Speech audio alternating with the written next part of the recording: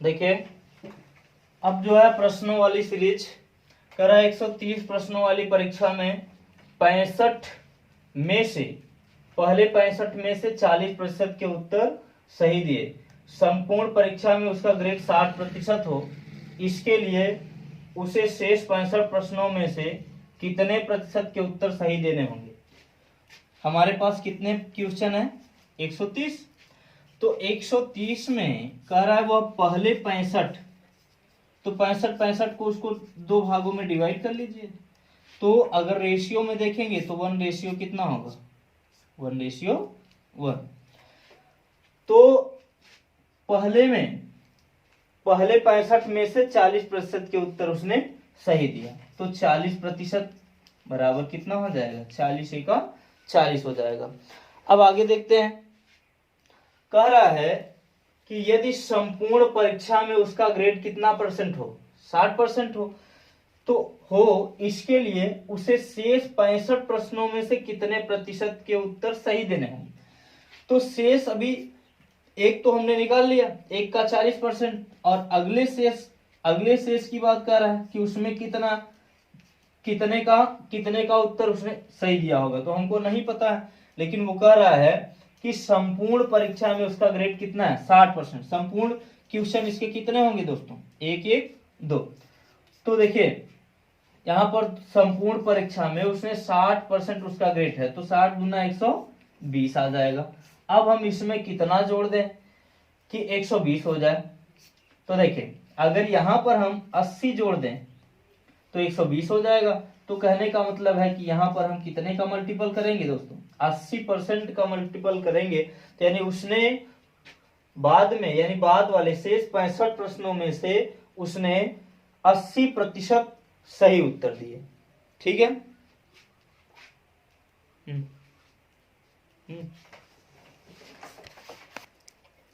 Next question है, 80 प्रश्नों वाली परीक्षा में शीला ने पहले 40 में से 60% के उत्तर सही दिए। संपूर्ण परीक्षा में उसका ग्रेड 75% हो, इसके लिए उसे 40 प्रश्नों में से कितने प्रश्नों का उत्तर सही देना होगा। देखिए हमारे पास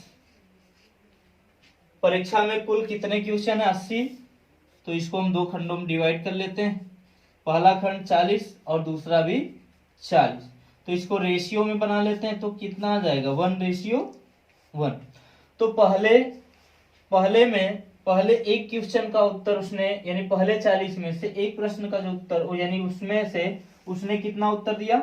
60% का उत्तर सही दिया। तो कहने का मतलब उसको 60 नंबर मिल गए, यानी एक क्वेश्चन 1 नंबर का होगा। उसके बाद कह रहा है कि संपूर्ण परीक्षा में उसका ग्रेड कितना हो? 75% हो। तो उसने जो लास्ट का जो 40 प्रश्न बच रहा है, कितने प्रश्नों का उत्तर उसमें से सही देना होगा, तो यहाँ पर हमको नहीं पता है, तो क्वेश्चन मार्क कर लीजिए। ठीक है।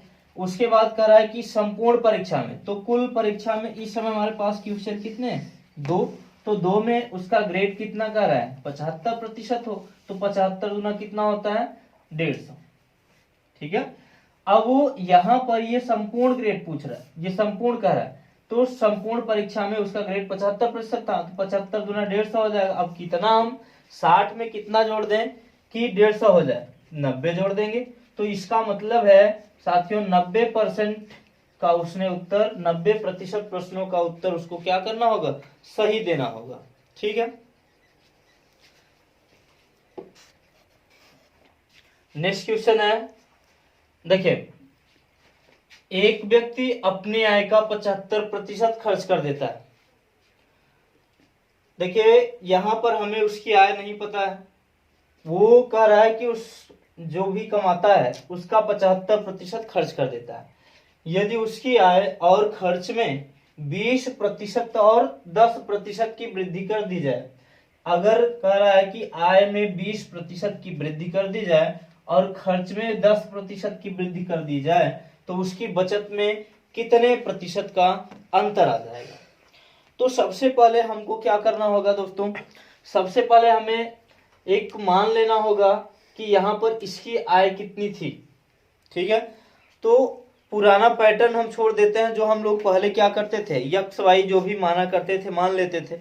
लेकिन यहाँ पर हमें एक्स वाई कुछ भी नहीं मानना है, हमें सिर्फ फ्रैक्शन बेस चल पिक करना है। देखिए 75% को अगर हम भिन्न में बदलें या फ्रैक्शन में बदलें तो कितना हो जाएगा 3/4।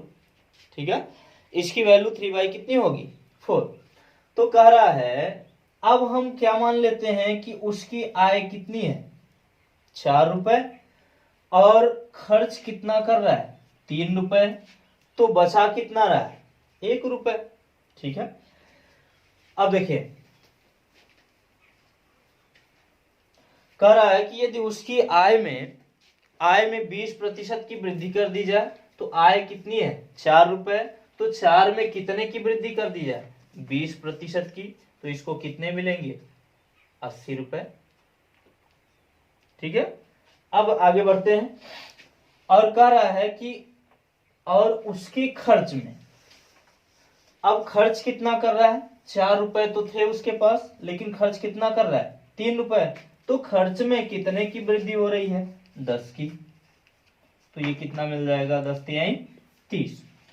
अब कह रहा है कि जो खर्च कर दे रहा है, यानी खर्च करने के बाद जो बचत है उसकी जितना बच रहा है, तो कह रहा है कि तो उसकी बचत में कितने प्रतिशत का अंतर आ जाएगा। तो 4 रुपए थे उसके पास, 3 खर्च किया तो बचाया कितना 1 रुपए, तो 1 रुपया हमारे पास टोटल बच रहा है, तो 1 रुपए में कितने प्रतिशत की वृद्धि या कमी आएगी। तो यहां पर हम देखते हैं कि ये कितना हो जाएगा 80 रुपए उसको पहले लाभ हो रहे थे। ठीक है, बाद में उसने कमाया कितना, बाद में उसने क्या किया, अगर 80 रुपए की पहले उसकी आय में वृद्धि हो गई तो जो खर्च है खर्च में भी 30 रुपए की क्या हो गई वृद्धि हो गई। तो अब देखिए 80 तो अब कितने की कुल मिलाकर के कितने की वृद्धि हुई, तो 80 में 30 घटा लीजिए कितना बचेगा 50, यानी यहाँ पर कितना आएगा 50%। तो यह वैल्यू कितनी होगी, यानी 50% उसको तब भी प्रॉफिट हो रहा है। अगर उसकी आय को हम क्या कर दें 20% बढ़ा दें तो उसकी खर्च भी बढ़ रही है। ठीक है, तो खर्च के हिसाब से जितना बचत कर रहा है तो बचत अब भी 50 रुपए वो एक्स्ट्रा बचा रहा है। अगला क्वेश्चन देखिए, यदि एक व्यक्ति अपने आय का 37.1/2% खर्च कर देता है, यदि उसकी आय और खर्च में 12% और 15% की वृद्धि कर दी जाए तो उसकी बचत में कितने प्रतिशत का अंतर आ जाएगा। तो सबसे पहले 37.1/2% की फ्रैक्शन में वैल्यू कितनी होती है, तो फ्रैक्शन में वैल्यू जो है आपको याद रखना पड़ेगा, ये होता है 3/8। या तो आप क्या करें इसका मल्टीपल करें, जोड़ लीजिए, जोड़ के अपन 100 का मल्टीपल कर देंगे तो 3/8 आ जाएगा।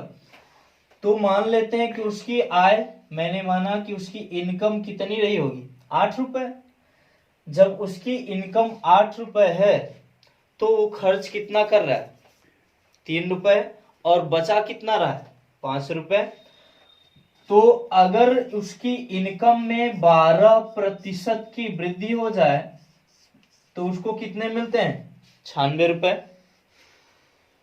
तो सर इसके बाद जो है अब यहां पर इसकी जो खर्च है वो 3 रुपए, खर्च में भी कह रहा है कि 15% की क्या कर दें वृद्धि कर दें, तो ये कितना हो जाएगा 15×3=45। अब इसको घटाएंगे तो कितना 51 रुपए ज्यादा पा रहा है। कहने का मतलब 51 रुपए अब भी बचा ले रहा है। अगर उसके पास 96 रुपए थे, 45 रुपए उसने खर्च कर दिया तो उसको बचे कितने 51 रुपए। तो अब देखिए कुल यहाँ पर बचत कितनी हो रही है 5 की, तो अब हम इसमें कितने का मल्टीपल कर दें, तो इसमें हम मल्टीपल करेंगे 10.2% का 10.2 का, यानी 10.2 पंचे कितना होगा 51, तो यानी 10.2% का क्या आ जाएगा अंतर आ जाएगा, यानी 10.2% का अब भी वो क्या पा रहा है प्रॉफिट पा रहा है। ठीक है, बेहतरीन। आगे देखिए बहुत ही प्यारा सा क्वेश्चन, एकदम सरल, एकदम आसान तरीके से इसको करेंगे हम लोग। देखिए, एक व्यक्ति जिसकी आय यानी इसकी इनकम 13,500 रुपए, वह अपनी आय का 9,000 रुपया खर्च कर दे रहा है। यदि उसकी आय और खर्च में 14% और 7% की वृद्धि कर दी जाए तो उसकी बचत में कितने प्रतिशत का अंतर आ जाएगा। तो सबसे पहले देखिए, हम क्या करते हैं इसमें साथियों, जो इनकम होता है, इनकम हमेशा हम इनकम को नीचे वाली ही वैल्यू मानते हैं, ठीक है। तो हमारी जो इनकम है, उस व्यक्ति को जो मिल रहा है, जो उसका इनकम है वो 13,000 कितना है, 500, 13,500, और वो खर्च क्या कर दे रहा है, 9,000 रुपए, 9,000 खर्च कर दे रहा है, ठीक है। तो अब हम इसको क्या करेंगे, फ्रैक्शन में बना लेंगे। पहले क्या था, पहले क्वेश्चन में, आगे वाले क्वेश्चन में फ्रैक्शन दिया था, इसमें हमें क्या करना है, बनाना है। तो हम आराम से बना सकते हैं। कह रहा है एक व्यक्ति जिसकी आय 13,500 है, तो हम हमेशा इनकम को हमेशा नीचे ही रखते हैं और जो खर्च होता है उसको हम ऊपर रखेंगे, ठीक है। तो यहाँ पर अगर इसकी इनकम जो है 13,500 रुपए है और वो क्या कर दे रहा है, 9,000 उसमें से खर्च कर दे रहा है, तो अब क्या करेंगे, हम इसको डिवाइड करेंगे तो ये आएगा 2/3, ठीक है। तो 45 से काटेंगे तो यहाँ आ जाएगा 2 जीरो कैंसिल हो जाएगा, 90/135 आएगा, 45 दूना 90, 45 105, तो यहाँ पर 2/3 आ गया। अब हमारे पास कितना था, यानी उसकी इनकम 3 रुपए है और वो क्या कर दे रहा है, जो खर्च कर दे रहा है, स्पेंड कर दे रहा है, वो कितना, 2 रुपए खर्च कर रहा है। तो कह रहा है यदि उसकी आय में, यानी जो आय है उसमें कितने परसेंट की वृद्धि हो जाए, यानी आय में 14% की वृद्धि हो जाए तो कितना हो जाएगा, उसको कितने रुपए मिलेंगे, 42 रुपए। और उसके बाद कर रहा है उसके खर्च में 7% की वृद्धि, तो खर्च कितना कर रहा है, 2 रुपया, तो 2 में 7% की वृद्धि हो जाएगी तो कितना हो जाएगा, 14, 7 दूनी 14। तो कह रहा है कि तो वृद्धि कर दी जाए तो उसकी बचत में कितने प्रतिशत का अंतर आ जाएगा। तो अब देखिए, पहले 3 कमाता था और 2 खर्च कर देता था, तो उसको बच कितने रहे थे, 1 रुपए। अगर उसको 1 रुपए बच रहे हैं तो यहां से बचा लिया हमने 1 रुपए। अब यही पूछ रहा है दोस्तों कि यहाँ पर अब चाहे x% मान लीजिए, जो आपकी मर्जी हो, बराबर 42 में से 14 घटाएंगे तो कितना बचेगा, 28, 28 बचेगा। तो इस यहाँ पर हम ऐसी कौन सी संख्या का मल्टीपल कर दें कि वो 28 आ जाए, तो 28% का हम क्या कर देंगे, मल्टीपल कर देंगे, तो 28% का अंतर आ जाएगा, ठीक है। आगे नेक्स्ट क्वेश्चन हम लोग देखेंगे। नेक्स्ट क्वेश्चन है दोस्तों, देखिए, यदि आयकर में 19% की वृद्धि हो तो कुल आय में 1% की कमी हो जाती है, तो आयकर की दर क्या है। देखिए यहां पर यदि आयकर में 19% की वृद्धि हो जाए, आयकर क्या है, इनकम टैक्स, यानी आय पर जो कर देना पड़ता है। जैसे मान लीजिए कि अभी किसी व्यक्ति की सैलरी 1 लाख रुपए हो, तो 1 लाख पर हमें कुछ न कुछ 1,000 2,000 जो भी है उसका टैक्स देना पड़ता है, तो उसी को हम आय पर कर बोलते हैं कि यानी हमारी जो आय है, जो हम कमाते हैं, उस पर जितना जो टैक्स लगाया जाता है उसको ही हम क्या बोलते हैं, आयकर। कह रहा है कि यदि आयकर में 19% की वृद्धि हो तो कुल आय में, यानी जो आय थी, हमको आय नहीं पता है, कुल आय में 1% की कमी हो जाती है, तो आयकर की दर क्या। तो देखिए, इनकम टैक्स आपका कितना है, 19%, तो हम मान लेते हैं कि 19% है, और उसकी कुल आय में 1% की क्या आ जाती है, कमी आ जाती है। तो ये परसेंट से परसेंट क्या होगा, कैंसिल हो जाएगा, तो 1 बटा कितना आ जाएगा, 19। तो देखिए, यानी उसकी जो आय थी उस पर, यानी कहने का मतलब ये है कि 19% की क्या देता है, वो कर दे रहा है, टैक्स दे रहा है, और उसमें 1% की क्या आ जा रही है, कमी आ जा रही है। तो इसका मतलब उसकी आय कुल कितनी रही होगी, 19, और 1% की कमी आ गई तो 19 से कितना हो जाएगा, 20। ठीक है, तो अब 1 बाई कितना हो जाएगा 20 इंटू 100, ठीक है। तो अब हम क्या करेंगे, इसको डिवाइड कर लेंगे तो आ जाएगा कितना 5%, यानी 5% आयकर की दर है। बात समझिए फिर से, यदि आयकर में 19% की वृद्धि हो तो कुल आय में 1% की कमी आ जाती है, तो हम इनकम टैक्स उसका मान लेते हैं 19% और इसको क्या मान लेते हैं 1%। तो यहाँ पर परसेंट से परसेंट 1/19 आ जाएगा, तो 19 का 1% यानी 19 में 1 रुपए वो खर्च कर रहा है, कुल उसके पास आय कितनी थी 19 1 20, तो 1 का 20%, 1 का 20 इंटू 100 कर देंगे तो 5% आ जाएगा। नेक्स्ट क्वेश्चन है साथियों, यदि आयकर में 21% की वृद्धि हो तो कुल आय में 4% की कमी आ जाती है, तो आयकर की दर क्या थी, किस दर से वो पैसे दे रहा है, यानी टैक्स किस दर से दे रहा है, यही हमको निकालना है। तो आयकर यानी इसको हम क्या मान लेते हैं, यहां पर हम रखेंगे 21% और कुल आय में 4% की कमी हो जा रही है, तो 4% यहाँ रख देंगे, तो ये परसेंट से परसेंट कैंसिल हो जाएगा, तो 4/21 है।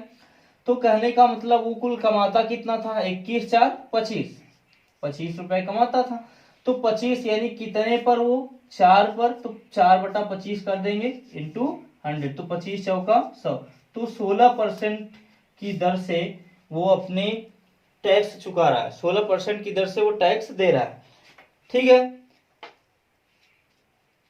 दोस्तों।